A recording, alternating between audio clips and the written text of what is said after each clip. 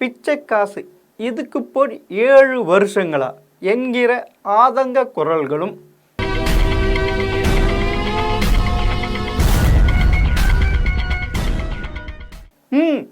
₹1 ஆனாலும் லஞ்சம்தானே சரியான சவுக்கடி என்கிற ஆக்ரோஷ குரல்களும் மாறி மாறி கேட்கின்றன.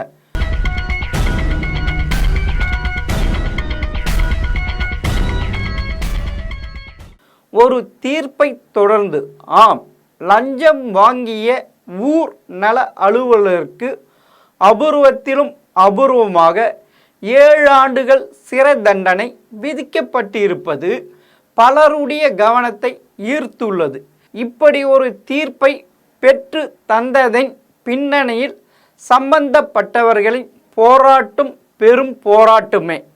வழக்கமான பணிகளை செய்வதற்கே அரசியல்வாதிகள், மக்கள் பிரதிநிதிகள், அரசு ஊழியர்கள் உள்ளிட்டோர் பெறுகின்ற லஞ்சத்தால் அதிகமாக பாதிக்கப்படுவது சாமானிய மக்கள்தான். இப்படி லஞ்சம் பெறுவர்களை அம்பலப்படுத்தி சட்டப்படி தண்டனை பெற்று கொடுக்கும் சம்பவங்கள் எப்போதுதான் நடக்கின்றன. அப்படி ஒரு அபூர்வம்தான் பார்க்க போகிறோம். மதுரை மாவட்டம் கொண்டாம்பட்டி ஒன்றியத்தில் உள்ள கம்பூரை சேர்ந்த விவசாய கூலி வேலை செய்யும் காத்தம்மாள் கடந்த 2014ஆம் ஆண்டு ஜூன் 12ஆம் தேதி தன் மகள் சித்ராவை விக்னேஷ் என்பவருக்கு திருமணம் செய்து வைத்தார்.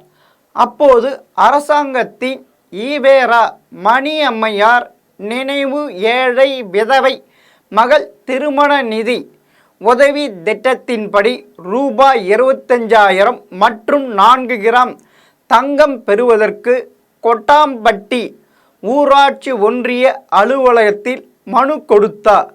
விதிகளின்படி இந்த தொகை மற்றும் தங்கம் பெறுவதற்கு அனைத்து தகுதிகளும் அவருக்கு இருந்தும் கொட்டாம்பட்டி ஒன்றிய ஊர் நல அலுவலர் பூங்கோதை லஞ்சம் கேட்டுள்ளார். தன்னால் முடிந்த அளவு லஞ்ச தொகையை அவ்வப்போது கொஞ்சம் கொஞ்சம் கொடுத்துள்ளார்.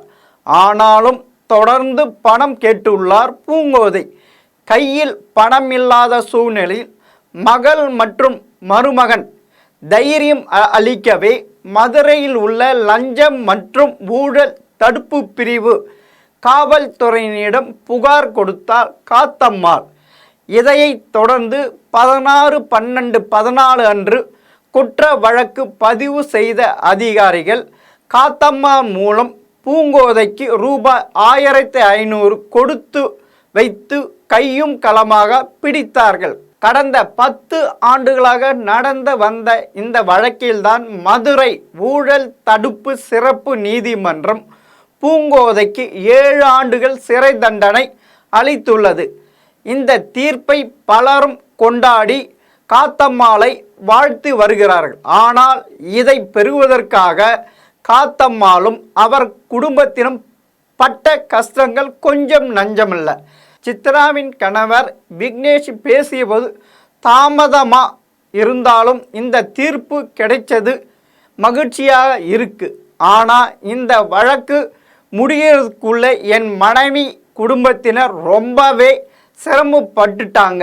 திருமணமான புதுசில் என் மனைவி வீட்டுக்கு போகும்போதும் தான் பூங்கோதை லஞ்சம் கேட்ட விஷயம் தெரிய வந்துச்சு. மாமியார் கடன் வாங்கி பல தடவை லஞ்சமாக பணம் கொடுத்துருக்காங்க. அதுக்கு மேலேயும் பணம் கேட்டுட்டே இருந்ததுனால கவலைப்பட்டுட்டே இருந்தாங்க. எங்கள் பகுதி இளைஞர்கள் மூலம் லஞ்ச முறைகேடுகளுக்கு எதிராக விழிப்புணர்வு பணியில் ஈடுபட்டுக்கிட்டு இருந்த எனக்கு இது அதிர்ச்சியாக இருந்துச்சு. லஞ்ச ஒழிப்பு துறையில் புகார் கொடுக்க வச்சு பூங்கோதையை பொரிய வச்சு பிடிச்சிட்டாங்க. வழக்கு விசாரணைக்காக நாங்கள் 3 பேரும் பல தடவை மதுரை நீதிமன்றத்துக்கு போனோம். கிட்டத்தட்ட 200 நாட்கள் வேலைகளை விட்டு பணத்தை செலவு செய்துக்கிட்டு வாய்தாவுக்காக போயிருக்கோம். இந்த நடைமுறையானது லஞ்ச புகார் கொடுக்க நினைக்கிறவங்களுக்கு நிச்சயம் சோர்வடையதான் செய்யும். மிகப்பெரிய பொருளாதார இழப்பையும் மன உளைச்சலையும் ஏற்படுத்தும். ஆனால் இதையெல்லாம் பொறுத்துக்கிட்டு விடாமல் போராடினோம். இதுக்கு நடுவில் இந்த வழக்கை கைவிட சொல்லி பூங்கோதைக்கு ஆதரவாக சிலர் வந்து பேசி பார்த்தாங்க. பல லட்சம் ரூபாய் வரை கொடுக்கிறதாகவும் பேரம் பேசினாங்க. நாங்கள் ஒப்புக்கல. இத்தனை வருஷங்கள் கழிச்சு தீர்ப்பு வந்ததுனாலும் எங்களுக்கு கிடைச்சது வெற்றிதான் என்ற விக்னேஷ், லஞ்ச ஊழலை ஒழிக்கிறதுக்கு அனைத்து மக்களும் முன் வரணும். யாருக்கும் லஞ்சம் கொடுக்கக்கூடாது. அதே போல் இப்படி தைரியமாக லஞ்ச புகார்களை கொடுக்கிறவங்களுக்கு அரசாங்கம் துணை நிற்கணும். அலைக்கழிக்கக்கூடாது. சட்ட நடைமுறைகளை எளிதாக்கணும் என்று வேண்டுகோள்களையும் முன்வைத்தார். கம்பூர் ஊராட்சி இளைஞர் குழுவை சேர்ந்த சமூக ஆர்வலர் செல்வராஜ் பேசும்போது, அரசு ஊழியர்கள் பல்லாயிரக்கணக்கில் சம்பளம் பெற்றாலும் ஏழை எளிய மக்களிடம் மனசாட்சி இல்லாமல் லஞ்சம் கேட்குறாங்க. கொடுக்காதவர்களுக்கு அந்த சேவையை செய்யாமல் இழுத்தடிக்கிறார்கள். வறுமை கோட்டுக்கு கீழே வாழும் மக்களுக்கான நலத்திட்டங்கள் ஒவ்வொன்றுக்கும் ஏழை மக்களின் வயிற்றில் அடிப்பது போல லஞ்சம் கேட்குறாங்க. லஞ்சம் கொடுக்க முடியாததால் சலுகையில் பெரிய முடியாமல் எந்த ஒரு அரசு சேவையும் பெற முடியாமல் மக்கள் தவிக்கிறார்கள். கம்பூர் ஊராட்சி மட்டுமின்றி சுற்றியுள்ள கிராம மக்களிடம் லஞ்சத்துக்கு எதிராக தொடர்ந்து நாங்கள் விழிப்புணர்வை ஏற்படுத்தி வருகிறோம். அரசு திட்டங்கள் குறித்து RDI மூலம் தகவல் பெற பயிற்சி அளிக்கிறோம். கிராம சபை கூட்டங்களில் ஊராட்சி நலன் சார்ந்த தீர்மானம் இயற்ற வைக்கிறோம். அந்த விழிப்புணர்வு தான் கிடைத்த வெற்றி தான் பூங்கோதைக்கு கிடைத்திருக்கும் 7 ஆண்டுகள் சிறை தண்டனை என்று சொன்னவர், லஞ்சல் ஊழல் தடுப்பு பிரிவு என்பது பெயருக்கு தான். அவர்கள் அரசு ஊழியர்களை தண்டிக்கும் அளவுக்கெல்லாம் வழக்கை கொண்டு செல்ல மாட்டார்கள் என்கின்ற பொதுவான சிந்தனை சமூகத்தில் இருக்கிறது. ஆனால் அங்கேயும் நல்லவர்கள் உள்ளனர் என்பதற்கு இந்த தீர்ப்பே சாட்சி. இது லஞ்ச ஒழிப்புத்துறையின் மீது நம்பிக்கை ஏற்படுத்தும் என்று நம்பிக்கையோடு சொன்னவருக்கு ஒரு வருத்தம்.